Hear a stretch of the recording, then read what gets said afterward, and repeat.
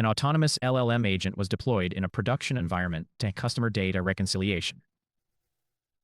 Within 47 minutes, it had executed 43 sequential tool calls, querying, writing, and overwriting database records in a self-reinforcing loop that no circuit breaker caught.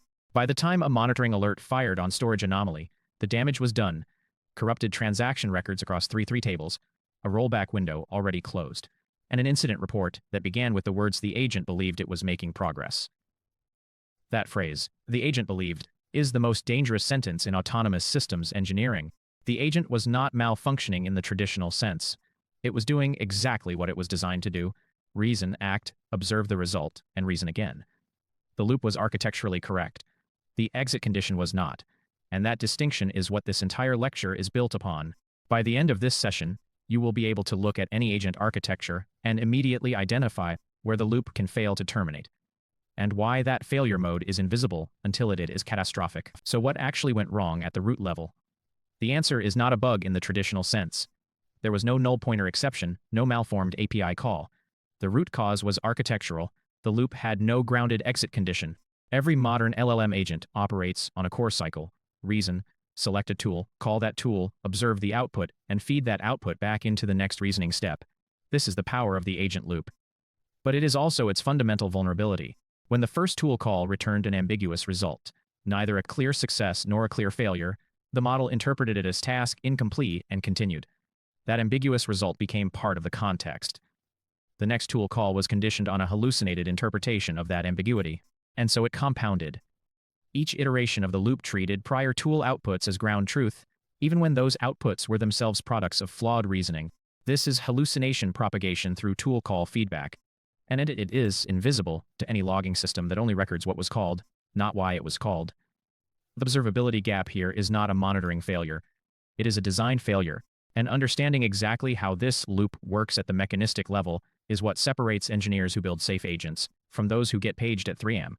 Let us now look at what that mechanism actually consists of. Because the anatomy of the loop is where your defenses must be planted. This lecture series is not a survey of LLM frameworks. It is a precision engineering course on agent loop mechanics, and by the end, you will have 5 concrete capabilities that most developers working with agents today simply do not have. First, you will be able to design agent loops with safe termination guarantees, not by hoping the model decides to stop, but by engineering explicit exit conditions into the architecture itself. Second, you will be able to trace tool call chains and identify exactly where a hallucination enters the feedback loop and how far it propagates before it becomes unrecoverable. Third, you will know how to classify the 3 primary agent loop patterns: react, plan and execute, and reflection, and understand which failure modes are unique to each. Fourth, you will be able to draw and critique the architectural boundary between what the model controls and what the system must control, because conflating these two is the single most common source of production agent failures. Fifth, you will understand how to instrument an agent for observability. Not just logging, but causal tracing that lets you reconstruct why the agent took each step, not merely what it did. These are not theoretical competencies. Each one maps directly to a class of production failures that engineering teams face when they move LLM agents from demo to deployment. Here is the question that should be making you uncomfortable right now. Here is the claim that should stop you cold. A 100-line Python loop with a handful of tool definitions has been demonstrated to solve software engineering tasks that took human teams days to complete. The mini SVW agent, a stripped-down autonomous coding agent, operates on exactly this principle. No orchestration framework. No multi-agent hierarchy. Observe the environment, decide on an action, call a tool, observe the result, repeat. So the question is not, now do I build a more complex agent? The question is, what is the actual mechanism inside that loop that gives it unreasonable effectiveness? Because if you do not understand the mechanism, you cannot control it, you cannot make it safe, and you cannot scale it without replicating the exact failure mode we opened with. The loop is not magic. It is a very specific sequence of context construction, model inference, structured output parsing, tool dispatch, and result injection, each step with its own failure surface. And in the next chapter, we are going to dissect that sequence with surgical precision, naming every component and every point where the system can lose control. If you have ever looked at an agent framework and complexity was hiding something important, it is.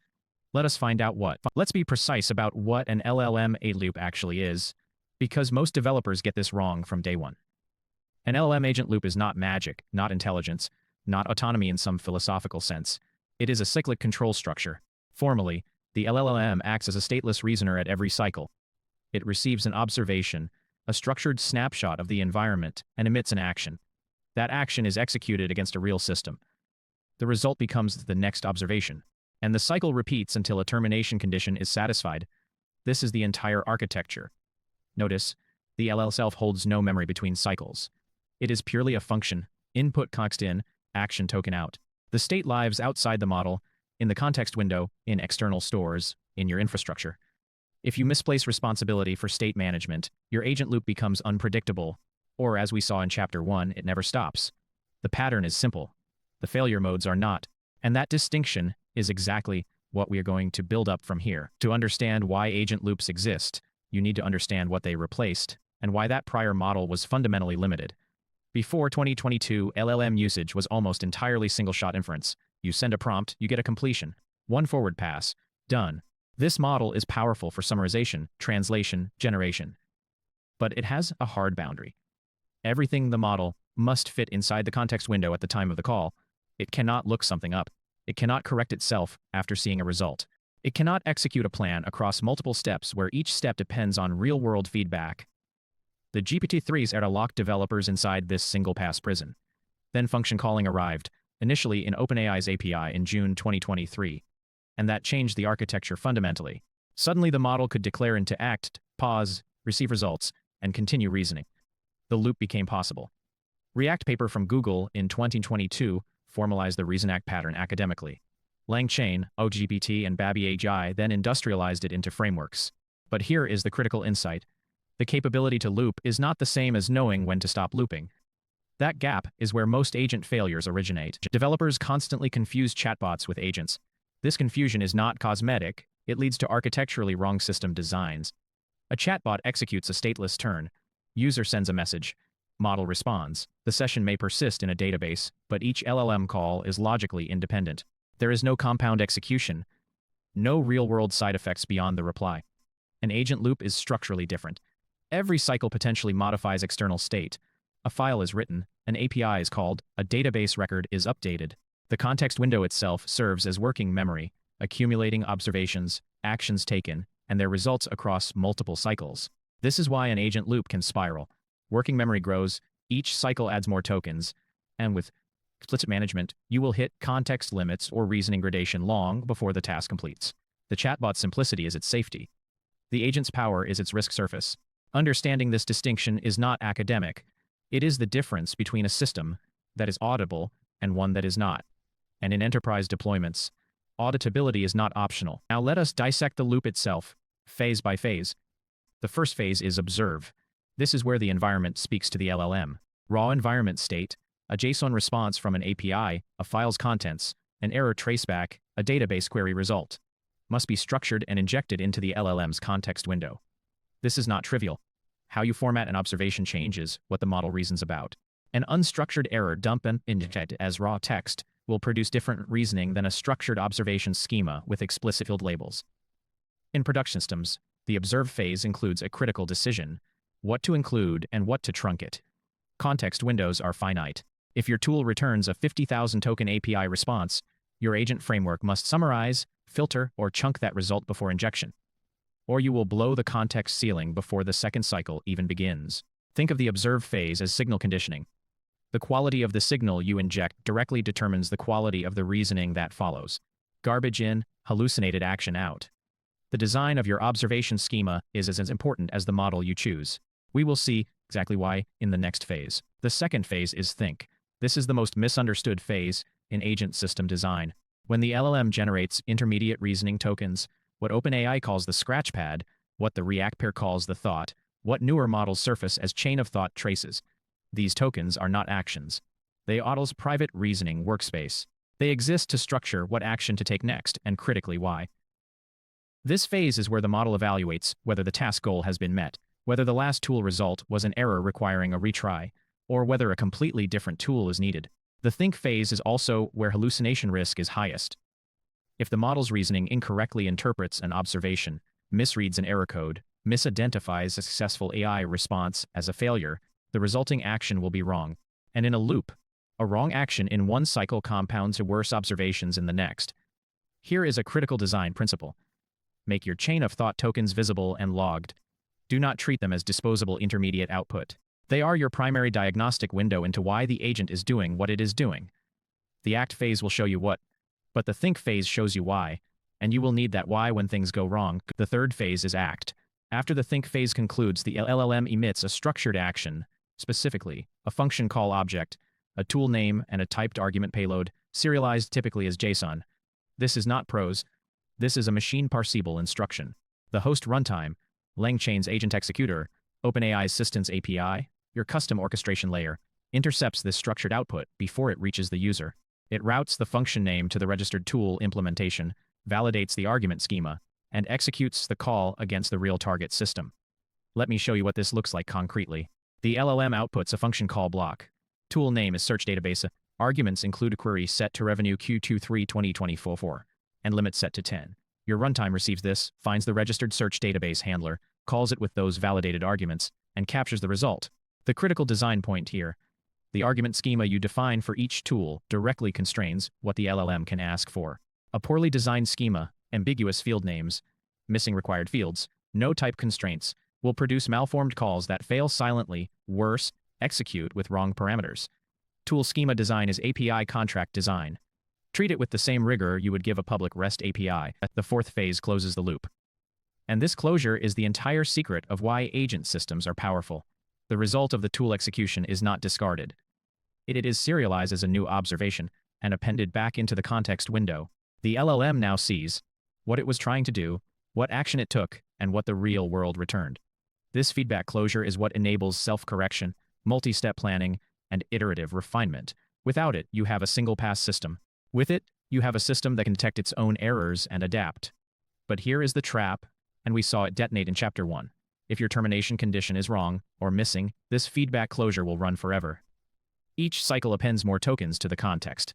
The context grows. Reasoning quality degrades. The model may start hallucinating observations. And your system is now spending real compute, real API costs, and potentially real-world side effects in an infinite loop with no circuit breaker. The loop closure is not a feature you add, it is a responsibility you accept. Every time you build an agent loop, you are accountable for its termination logic. In the next chapter, we will go inside the engine room, how tool use actually works mechanically, what happens when tools fail, and how the loop handles ambiguity. That is where the real complexity lies. Before we talk about what agents can do, we need to talk about what agents actually see. Every tool an LLM agent can invoke starts as a structured manifest, a JSON schema that describes the tool's name, its purpose, and its parameters. But here is what most developers get wrong. The description field in that manifest is not documentation. It is a prompt. The model uses it to decide when to call the tool, which tool to pick among many, and how to form the arguments. A vague description like searches the web leaves the model guessing. A precise description like retrieves real-time search results for factual queries that require information after the model knowledge cutoff gives the model a decision boundary it can actually use. This single text field is the highest leverage prompt engineering surface in your entire agent system. Yet it is almost always the last thing developers think about. That the engine of your autonomous system runs on a description you wrote in 30 seconds. We will fix that. But first, let's see what the full manifest structure looks like at the protocol level. Now let's trace exactly what happens from the moment the LLM decides to use a tool. The model emits a special structured token sequence. In OpenAI's protocol, this is a tool calls object. In Anthropic's, it's a tool use content block. The runtime intercepts this output before it reaches the user. It extracts the function name and arguments. JSON parses those arguments. Here is your first failure point. If the model hallucinates a malformed JSON, a missing quote, a wrong type, your parser throws before any tool executes. Next, the runtime performs dispatch. It looks up the registered handler for that function name, validates the arguments against the schema, and invokes the actual implementation. The tool runs, returns a result, and the runtime captures that result. At this point, you have raw output. This gets wrapped in a tool role message and re-injected into the conversation. The loop continues. What looks like seamless autonomous behavior is actually a precisely choreographed handoff between model output, parse, dispatcher, executor, and context writer. 5 distinct failure domains in a single tool call. And we are only halfway through the loop. The way you handle the result injection is where most production systems quietly break. Here is the step that almost nobody talks about, and it is the one that silently kills loop coherence in production. After your tool executes, you have a raw result. Maybe a 3,000 token JSON blob from a database query. Maybe it is a full HTML page from a web scrape. Developers dump this directly back into context and wonder why the model starts hallucinating, ignoring instructions, or losing track of the goal 3 turns later. The reason is simple: you have blown your context budget.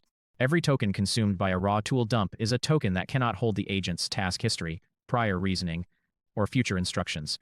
The fix has 3 mandatory steps. First, truncate aggressively. Define a hard token budget per tool result, typically 500 to 1,000 tokens maximum. Second, structure before reinjection. Format the result so the most decision-relevant information appears first. Third, on error, never suppress. A tool error message is first-class signal, not noise to be filtered.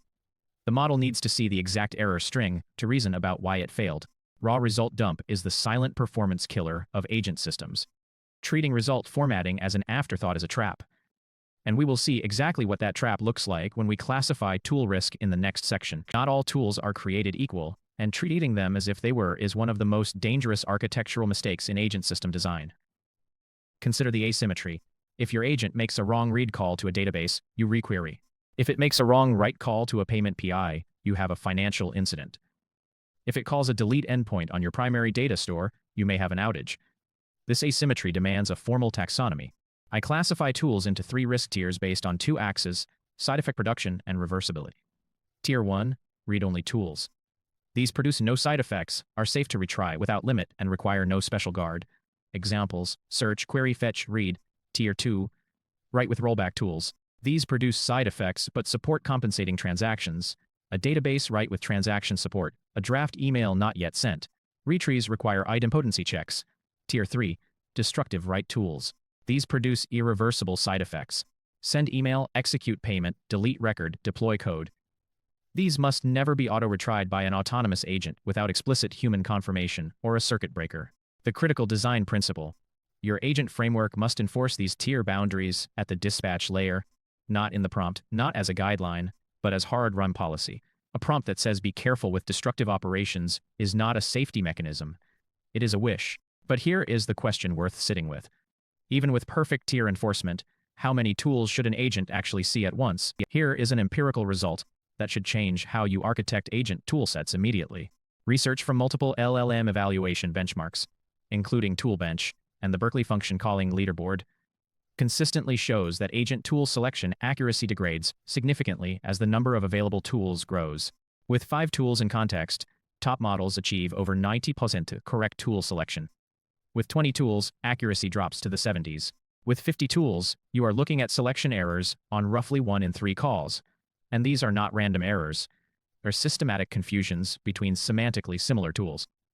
The root cause is token pressure and attention diffusion. A 50-tool manifest can consume 8,000 to 15,000 tokens of context before the agent has processed a single word of the actual task. The solution is not to give agents fewer capabilities. It is to give them fewer choices at decision time through tool routing. A tool router is a lightweight classifier, often a smaller model or a vector similarity search, that pre-selects the 3 to 7 most relevant tools for the current task state and presents only those to the main agent. This decouples capability breadth from decision complexity. The comparison is stark. A naively constructed agent with 50 tools in context versus an architecturally sound agent with dynamic tool selection operating on the same toolset. One degrades under load. The other scales. The mechanism that makes dynamic selection possible, the self-correcting loop, is exactly what we examine in the next section. Self-correction is the capability that makes agents feel autonomous, and it is the capability that most easily becomes a liability if you do not understand its mechanics. Let me walk you through the canonical self-correction cycle. An agent calls a database query tool with a malformed SQL fragment. The tool returns an error, syntax error near unexpected token.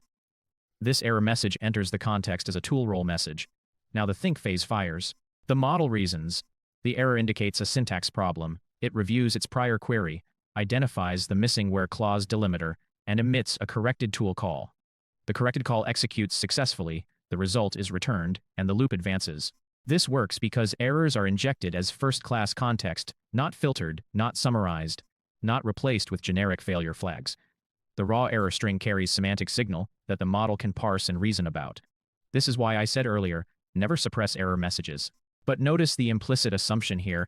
The model must be able to recognize that the error is correctable and that it has the capability to correct it.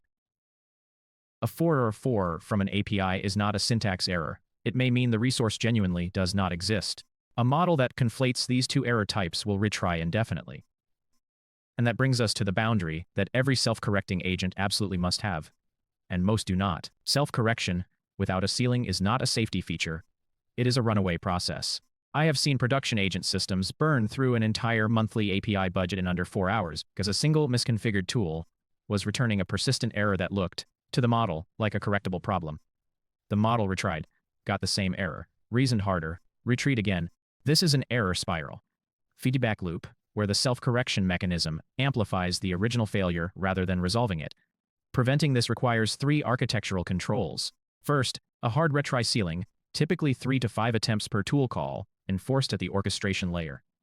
Second, an error classifier, a simple check that asks, is this the same error on consecutive attempts? If yes, escalate rather than retry. Third, graceful degradation. When the retry ceiling is hit, the agent must have a defined fallback path, report inability, request human intervention, or skip this subtask and continue. These are not optional quality of life features. They are the structural difference between an agent that recovers and one that spirals. The NIST AI risk-managed framework's principle of controllability maps directly to this. An autonomous system must be interruptible and correctable at every level of its operation. As we close this chapter, notice what we have built. A complete picture of tool mechanics from manifest to self-correction. In the next chapter, we will zoom out and see how these mechanics compose into named agent patterns, React, chain of thought, ToolFormer, and why choosing the wrong pattern for your use silently limits your agent ceiling from day one. Now that we understand how tool calls mechanically execute inside the loop, we face a deeper architectural question. What governs the pure reasoning structure that decides when and how to call those tools? This is where agent reasoning patterns become critical. The first and most influential pattern is React, introduced by Yao in 2022. React stands for reasoning plus acting, and its core insight is deceptively simple. Reasoning traces and action calls are interleaved in a single token sequence. The model does not reason first and act later. It alternates between a thought step, an action step, and an observation step, repeatedly. Each thought grounds the next action. Each observation updates the next thought. This tight feedback loop means the model can course correct mid-task using real environment signals. In contrast to pure chain of thought, React does not hallucinate the outcome of actions, it observes them. This is what makes React the backbone of most modern agent frameworks, including LangChain, AutoGen, and the OpenAI Assistance API. But here is where developers fall into the first trap. They assume React is always the best default. Is that assumption safe? The next pattern, challenge it directly. The second foundational pattern is the Claude agent variant, chain of thought applied at the agent planning level. The structure here is fundamentally different from React. In Claude agent mode, the model generates its entire reasoning plan upfront as a scratchpad before executing a single action. Think of it as a general issuing complete battle orders before troops move. This plan then acts structure has a significant advantage for deterministic, well-scoped tasks. The reasoning is coherent, audible, and predictable. Each action in the sequence follows logically from the previous step without the overhead of reprompting the model for every intermediate decision. This translates to lower latency and simpler debugging. However, here is the critical failure mode that most architects overlook. Claude agent plans are generated against a snapshot of the world at planning time. If the environment changes mid-execution, an API returns unexpected data, a file is missing, a service is down, the plan has no mechanism to adapt.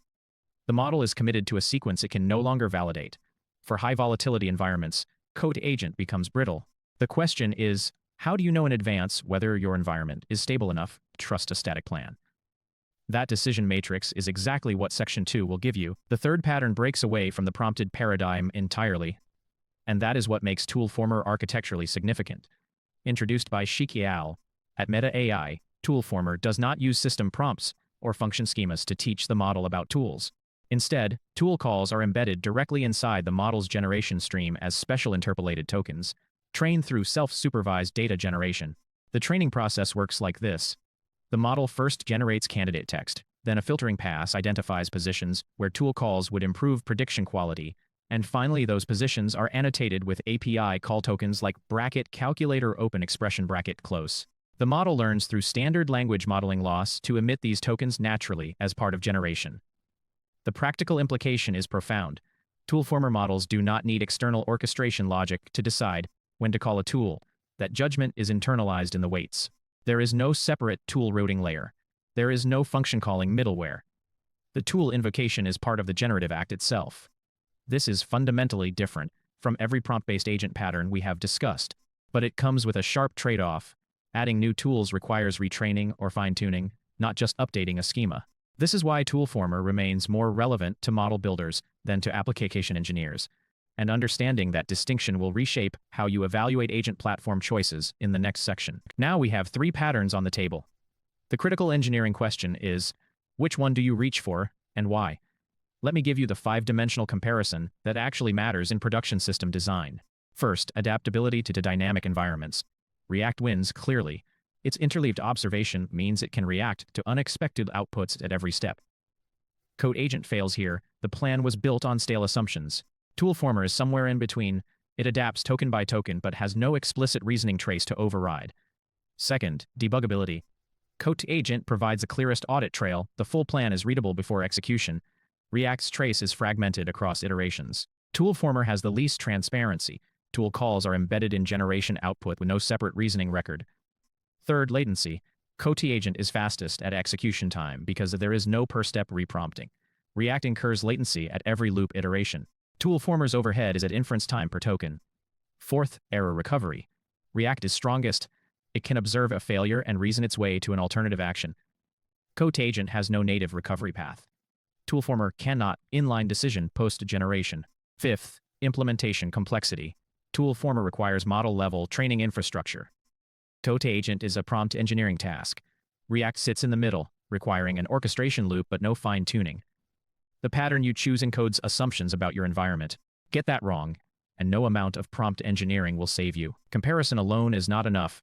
You need a decision framework you can apply at design time before a single line of agent code is written. Here is the decision table I use with enterprise clients. 4 task characteristics determine pattern selection. First, environment volatility. If the data sources, APIs, or world state your agent interacts with can change between tool calls, use React. If the environment is stable and deterministic, code agent is sufficient and faster. Second, action reversibility. If actions have side effects that cannot be undone, file writes, payment transactions, database mutations, you need the step-level control that React provides. Irreversible actions in a code agent plan are a liability. Third, latency tolerance. If you are building a real-time user-facing agent, code agent's single planning pass gives you predictable response time. React's iterative loop introduces variable latency. Fourth, tool count and specialization. For agents with fewer than 5 tightly scoped tools in a stable domain, ToolFormer-style fine-tuning can produce remarkably clean behavior. For dynamic tool registries with runtime tool addition, prompted patterns are the only viable option. Map your task against these 4 axes before you commit to a pattern. The next chapter on failure modes will show you exactly what happens when this mapping is done wrong, and the architectural safeguards can catch it before it reaches production. React, code agent, and ToolFormer address single agent reasoning structures. But what happens when the task is complex for a single loop to handle? When the goal spans multiple domains, requires parallelism, or exceeds the context window of any single agent call? This is where planning emerges as a meta-loop layer sitting above the execution loop. A planning agent, sometimes called an orchestrator, does not execute tools directly. Its job is task decomposition, taking a high-level objective and breaking it into bounded subgoals, each of which can be delegated to a specialized execution agent. This creates a 2-tier hierarchy. The top tier is the planning loop. It reasons about goal structure, dependencies between subgoals, and sequencing constraints. The bottom tier is 1 or more execution loops, each running its own React or code agent pattern against a specific scope task. The critical design principle here is interface clarity. The planning agent must produce subgoal specifications that are precise enough for an execution agent to complete without further clarification. Ambiguous handoffs between planning and execution are the primary failure mode of hierarchical agent systems. Think of it like a software architecture review. If the interface contract between services is vague, every integration point becomes a bug waiting to happen. But even perfect planning cannot account for one systemic risk. What if the execution agent produces a plausible-looking but subtly wrong answer? That is the exact problem the next pattern was designed to solve. The final advanced pattern addresses a problem no amount of better prompting can fully eliminate. The agent produces an output that looks correct but isn't. Without an independent evaluation mechanism, the system will accept that output and proceed, propagating the error downstream. The reflection pattern, formalized in the reflection framework by Shin et al. In 2023, introduces a dedicated self-evaluation loop on top of the execution loop. Here is the precise mechanism. After each complete loop execution, a separate LLM call, often a different model or the same model with a distinct evaluation prompt, receives the task objective, the full execution trace, and the final output. It generates a verbal critique. What went well, what was incorrect, and most critically, what the next iteration should do differently. This critique is not discarded. It is stored as a persistent memory artifact and injected into the context of the next loop iteration. The result is an agent that learns from its own failures within a session, without any weight updates. This is pseudo-online learning implemented purely through context manipulation. The architectural implication is significant. Reflection requires you to budget for 2 LLM calls per loop, one for execution, one for critique. In high-frequency agent systems, this cost compounds. And here is the planted question for the next chapter. What happens when the reflection model itself hallucinates a critique? When the evaluator is wrong about the executor being wrong, you get a correctly functioning agent systematically degraded by false feedback. That is one of the architectural failure modes we dissect in Chapter 5. The safeguards exist, but only if you know where to look. Let's open with the failure that kills more production agents than any other. The loop that never stops. When we classified React and COT patterns in the previous chapter, we saw how elegant the reasoning cycle looks on paper. But here is the brutal reality. If your termination condition is underspecified, the agent has no reliable signal to exit the loop. The LLM will keep generating thought-action pairs indefinitely, because from its perspective, the goal has not been achieved. This is not a model bug. This is an architectural gap. The root cause is almost always goal drift. The original task objective gets paraphrased and reinterpreted across iterations until the agent is effectively pursuing a subtly different target. A customer support agent asked to resolve the issue begins attempt to rewrite the company's refund policy by iteration 12. The termination condition was never grounded in a verifiable, machine-checkable state. In NIST 800 to 204 terms, this is an integrity failure at the control plane level. The agent loop becomes an unbounded process with no circuit breaker. And here is what makes it truly dangerous. The system appears to be working. Tokens are flowing, tools are being called, logs look healthy. Silent infinite loops are the hardest class of failure to detect in observability dashboards. But wait, loop escape is just the first of 5 failure modes, and the next one is arguably more insidious because it corrupts the reasoning itself from the inside. Now consider what happens when a tool returns a result that is factually wrong. Not obviously wrong, subtly wrong. Search tool returns a page that confidently states an incorrect API endpoint. The LLM reads it, marks it as an observed fact, and folds it into the reasoning context. Here is where the architecture betrays you. The agent loop treats tool results as ground truth by default. There is no epistemic weight assigned to sources. The next thought step reasons from this false premise, generating an action that calls the wrong endpoint, which returns a 4.4 error, which the agent then tries to work around, and now you have 3 iterations of reasoning built on a single false foundation. This is hallucination propagation, and it is categorically different from a one-shot LLM hallucination. In a single-turn interaction, the hallucination stops with the response. In an agent loop, each false observation becomes input for the next reasoning step. The error is amplified and compounded. By iteration 5, the agent may be constructing elaborate workarounds for a problem that does not exist. Context poisoning, where a corrupted observation permanently degrades all subsequent reasoning in that session, is the mechanism. Think of it like a bad record in a database that cascades through every downstream query. The standard React paper acknowledges this risk, but provides no mitigation architecture. That mitigation is exactly what Section 2 of this chapter will deliver. But first, we have one more purely structural failure to examine. Here is a failure mode that is purely mathematical, and yet almost every agent implementation ignores it until it hits production. LLM has a finite context window. GPT-4 Turbo gives you 28,000 tokens. Gemini 1.5 Pro extends to 1 million. These numbers feel enormous until you run a multi-step agent on a complex task. Each loop iteration appends the previous thought, the action taken, the full tool response, and any error messages. For a tool that returns a database query result or a web page, a single observation can consume 10 to 30,000 tokens. By iteration 8 on a complex task, you are at 60% context saturation.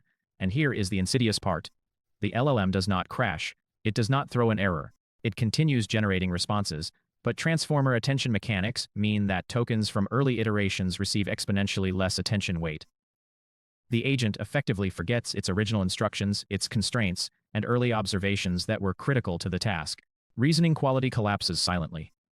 The agent may complete the task in a technically syntactically valid way that completely violates the original requirements that are now in the attention shadow of the context window. I have seen enterprise agents pass all automated validation tests and deliver outputs that contradicted the user's stated goal, simply because the goal statement was 8,000 tokens ago. This is not a model problem. This is an architecture problem, and it has a known set of solutions we will examine in Section 2. The fourth failure mode is unique to agents with parallel tool execution, a capability that frameworks like LangGraph and AutoGen expose, and that developers enable without fully understanding the blast radius. When an agent can call multiple tools simultaneously, the loop can fan out exponentially. Consider, the agent calls 3 tools in parallel. Each tool response triggers 2 more reasoning branches. Those branches each call 2 tools. Within 3 levels of parallelism, you have issued 27 calls to downstream systems. If any of those systems has a rate limit, and all production APIs do, you begin receiving 429 errors. The agent's error handling logic retries. Retries compound the rate limit pressure. Downstream systems begin returning partial results or timeouts. Those timeouts enter the context as observations, triggering further diagnostic tool calls. This is a tool call storm, and it can take down a production system in under 90 seconds. I have personally witnessed a well-architected LangChain agent configured with web search, database query, and notification tools bring an internal API to 0 availability during a load test, not because of a single bad call, but because the parallel fan-out was never bounded. The architecture had no concurrency ceiling, no rate limit awareness, and no circuit breaker pattern.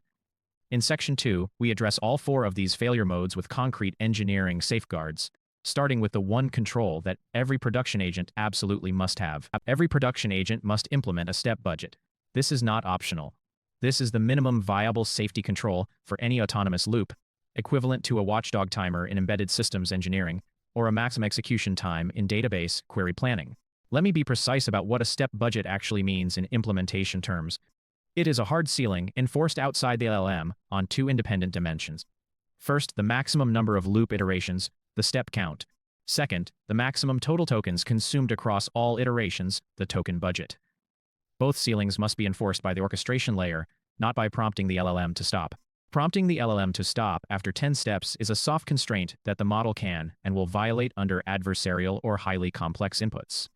The orchestration layer must maintain a counter, check it before each iteration, and exit the loop when the ceiling is reached.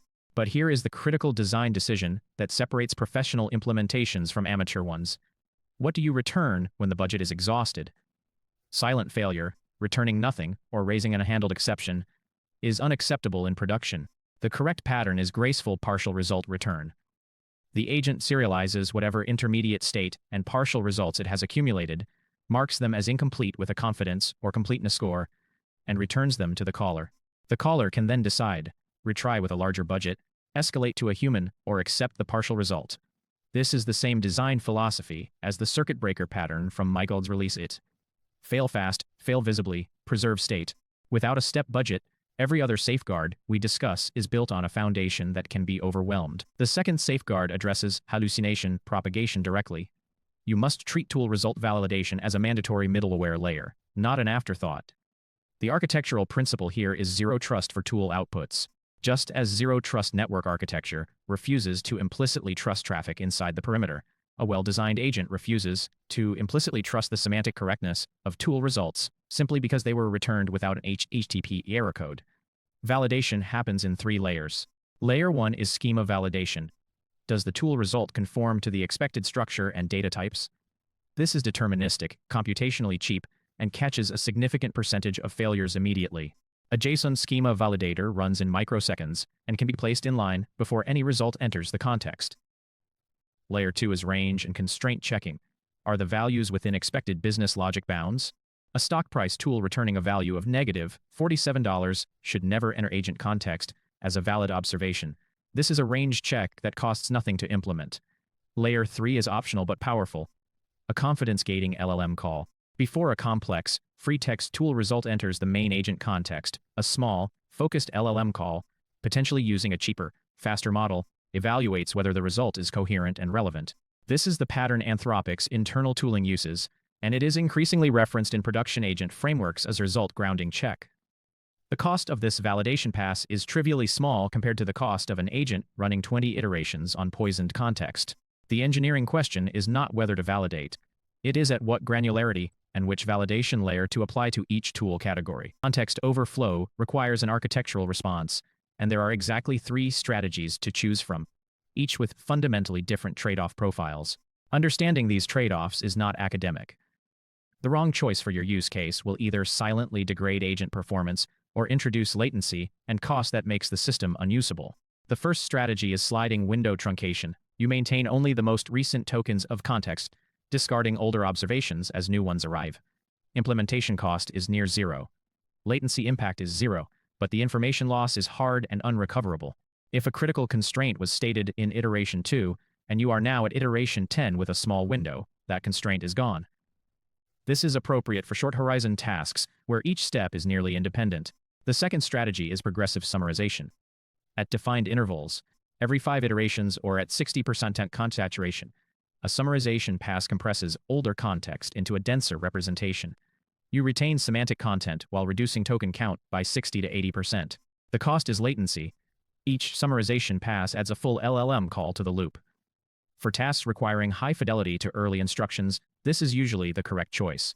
The third strategy is external memory retrieval. Observations are stored in a vector database or structured store outside the context window, and a retrieval fetches relevant memories at each iteration based on semantic similarity to the current reasoning state. This is the most powerful architecture. It theoretically unbounds agent memory, but it introduces retrieval latency, potential for missed relevant context, and significant implementation complexity. The engineering principle from systems design applies directly. There is no universally correct choice, only the choice that matches your consistency, latency, and complexity constraints. We arrive at the safeguard that is simultaneously the most powerful and the most architecturally contested, the human-in-the-loop checkpoint. Let me reframe what this actually means, because the phrase is often misused to mean a human watches the agent run. That is monitoring, not architecture. A true human-in-the-loop checkpoint is an architectural gate, a hard pause in the agent loop where execution cannot continue until a human explicitly approves the next action. The architectural question is not whether these gates, but where to place them. The answer lies in tool category classification. Every tool in your agent's toolkit can be classified on 2 axes, reversibility and blast radius. Reversible, low-radius tools, read-only database queries, web searches, text summarization, require no human gate. Irreversible, high-blast radius tools, sending emails, executing financial transactions, modifying production data, calling external APIs with side effects, require explicit human approval before execution. This creates what I call the supervised autonomy boundary. The agent operates fully autonomously within the safe tool zone and escalates to human approval at the boundary of consequential action. This is precisely the design philosophy that the EU AI Act's Article 4 tools mandates for high-risk AI systems. Meaningful human oversight must be built into the architecture, not bolted on as a policy. From a stack perspective, the human-in-the-loop layer sits between the agent's action decision and the tool execution engine. It is not the last line of defense. It is the designated checkpoint for the class of actions where the cost of an error exceeds the cost of human latency. This, your Chapter 5 synthesis. 4 failure modes, 4 safeguards, 1 architectural philosophy. Build the safety layer outside the model. In Chapter 6, we will see how these safeguards manifest in real production systems, and what the architectural positioning of LLM agents looks like inside enterprise infrastructure. Let's stop theorizing and look at real production systems. Claude Code, Anthropic's terminal-based coding agent, is arguably the most transparent implementation of the 4-phase loop we have in the wild today. At its core, Claude Code exposes exactly 3 tool categories to the model: file system tools for read and write, a shell execution tool for running commands, and a test runner observer that parses structured output. That's it. No magic. The architecture is a strict stack. The LLM reasoning layer sits on top, the tool dispatch layer in the middle, and the environment, your actual file system and terminal, at the bottom. What makes Claude Code production safe is not the tools themselves, but the loop termination heuristics baked into the orchestration layer. It tracks consecutive no-op turns, monitors token budget consumption, and enforces a hard ceiling on shell execution count per session. The critical design insight here is that safety is not a feature added on top, it is the termination logic itself. Every dangerous agent you have ever debugged was dangerous because its termination condition was undefined or untested. Claude code defines termination first and builds the loop around it. But here is what surprises most architects. The file write tool is not the most dangerous tool in this stack. Stay with me. The next scene will show you exactly which tool breaks systems in practice. Now I want to show you the most educational piece of agent code ever written, Mini-Agent. This is a roughly 100-line Python implementation that resolves real GitHub issues by encoding exactly the 4-phase loop with exactly 3 tools: bash execution, file read, and file write. Look at the code. The entire agent loop fits in a single while loop. The observe phase is capturing stout and stare from the shell tool. The orient phase is the LLM call with the accumulated context. The decide phase is a JSON tool call parsed from the model response. The act phase is a dispatch dictionary mapping tool names to Python functions. That is the entire architecture. What makes Mini-Agent so instructive is not what it includes, it is what it deliberately excludes. No retry logic with exponential backoff, no semantic memory, no parallel tool calls, no vector store. And yet, on the SDW bench dataset, a version of this pattern resolves a measurable fraction of real GitHub issues. The architectural lesson is brutal in its clarity. The 4-phase loop is not a simplification of something more complex. It is the thing. Complexity added beyond this core must justify itself by solving a specific, measured failure mode, not by intuition. If you walked away from this entire lecture with only one insight, let it be this. Every production agent you build should start here, at 100 lines, and add complexity only when you can name the exact failure it prevents. You now have the complete mental model. Let's close with the checklist that operationalizes it. Every architecture review I have run over 24 years eventually comes down to a checklist.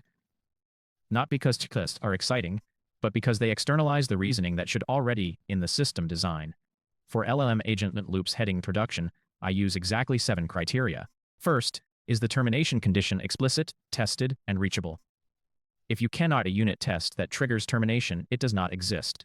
Second, are your tools classified into risk tiers, read-only, reversible write, and irreversible action?